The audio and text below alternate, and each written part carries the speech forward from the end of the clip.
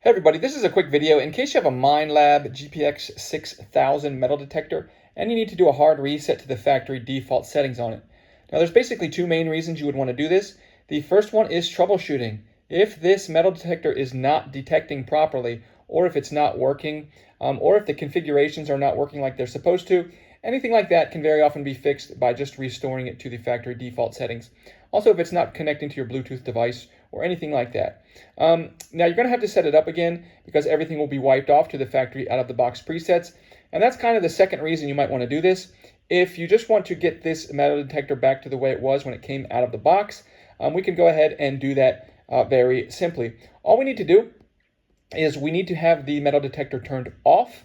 And with the metal detector turned off, we're going to come in and press and hold the power button for 7 seconds. And after 7 seconds, you'll know that it has worked because it will flash FP on the screen, meaning factory presets. It has been returned, it has been restored to its factory preset settings.